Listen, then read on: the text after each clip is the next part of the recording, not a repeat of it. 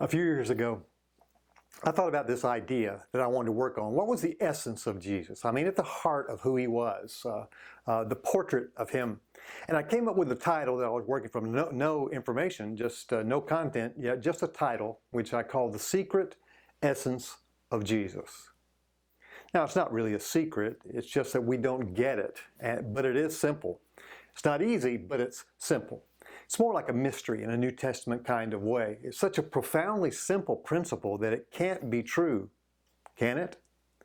Now, there's no doubt that it's countercultural, no doubt that it defies all contemporary logic, yet to embrace it unleashes the most potent of God's promises and the most liberating of his laws. And I'm talking about the power of a seed.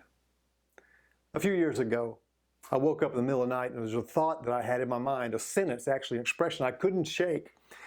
And even now, as I do this video, years later, its power and simplicity excite and propel me toward the ultimate destiny for my life. The same as yours, by the way. And here's what went through my mind. God assigns inestimable value to those who realize their value as seed. Now, this awkward phrase, it's awkward. Try saying inestimable 3 times real fast. But it's clarified several of God's mysteries and secrets to me. Now, I believe there are 2 things that hamper our appreciation of this truth. Most of us are several generations removed from our agrarian roots. Most of us haven't a clue what agrarian even means. And so let me explain that it has to do with that culture, or those cultures, those groups of people who have to raise their food. They have to harvest everything that they need to sustain life. They have to cultivate and grow right there. They plant the seed, they water the seed and tend it and expect a harvest. Several of us, or most of us, generations away from that. In fact, I do all my farming at the grocery store. I do my fishing and my hunting and my foraging as well, by the way. Now, in addition to that, there was an abuse of this spiritual law, the law of seed, in the 70s and 80s by those who desperately needed to fund the machinery of high-powered, media-driven ministry. And I was a little afraid that I might not get you past the title, and I hesitated about using the word seed in the title. And I've come to this conclusion. If you will only capture the following idea, that God has determined, number 1, that seed is precious. He says so in Psalm 126:6, the King James Version. Number 2, that sacrifice is the noble destiny for every seed, and that the shining moment for every seed is harvest. If you'll just get that, then even this brief video introduction will have had some impact. We, you and I, are called to shine, to manifest the glory of God. Isaiah's prophecy for God's people remains ours to be realized. A dark world awaits the impact of a believer who knows that he or she is most fulfilled as seed, because every harvest begins with seed.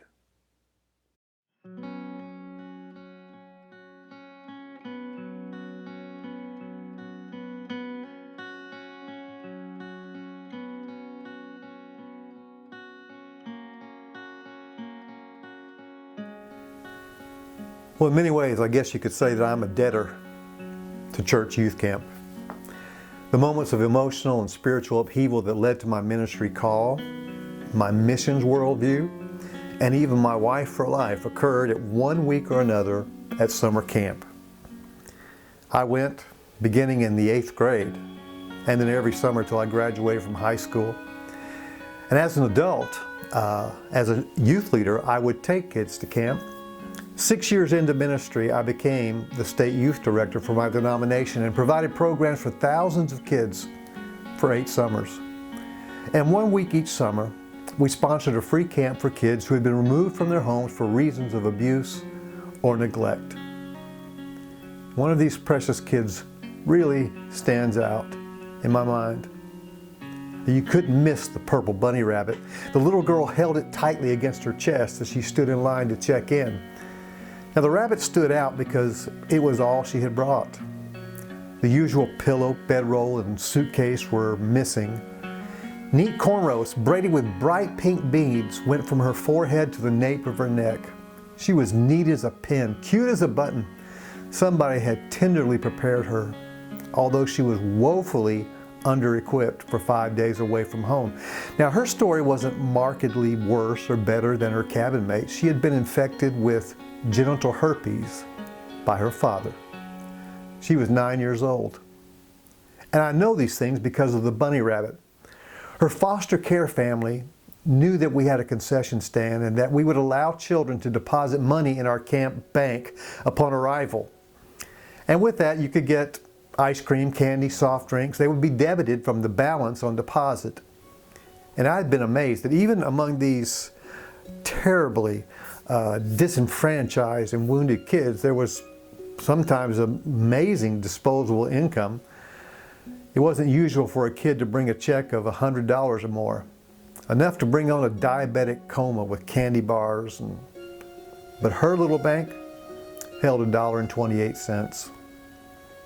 You have to hand it to those special people who take in these little victims into foster care, along with safe haven, 3 squares a day, and a decent place to sleep. Somebody was also trying to teach this girl a lesson on thrift. And to that end, a cast-off plastic Easter bunny, I guess, was recycled after dispensing its jelly beans or whatever it was. And the removable head had been taped on with electrical tape, and a quarter-size slit had been crudely cut out of the back.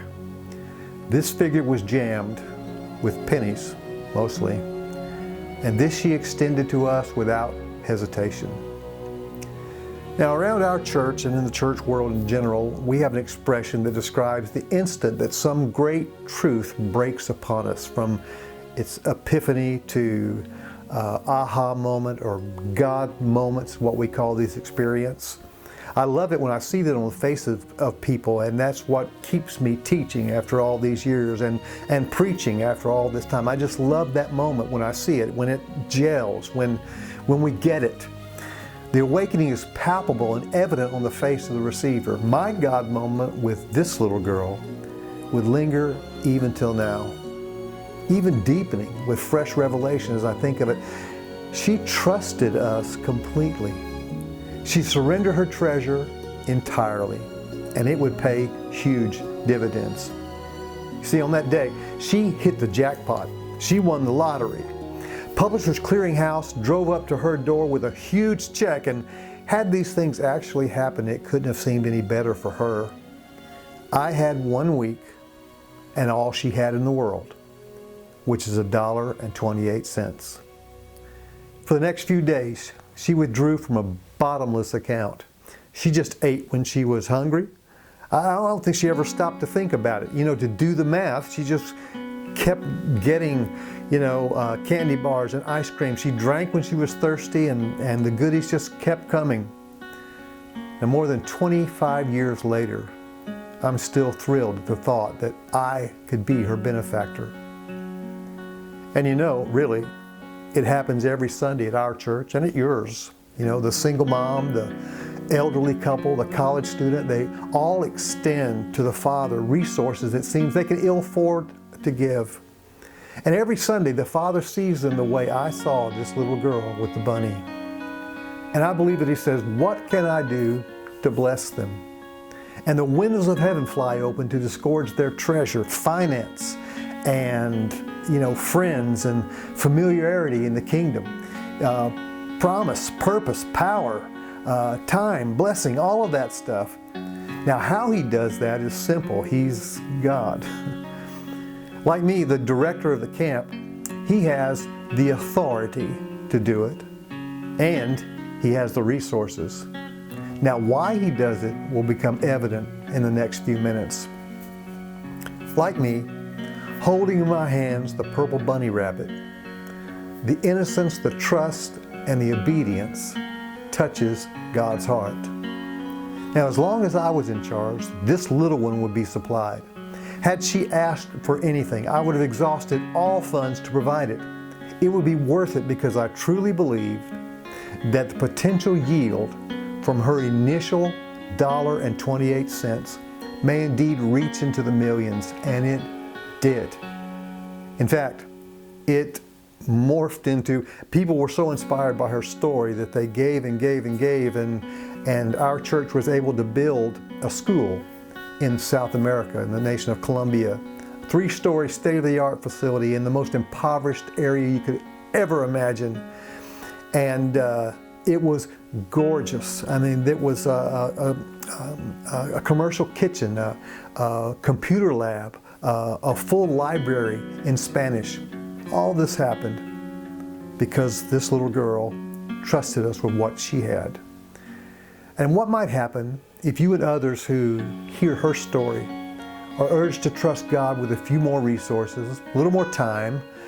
You know, what happens when we pass the story along, when we pay it forward, as that movie hit suggested? I believe that to know the answer will ultimately reveal the secret of the harvest. So simple, and yet so profound, it could change the world forever.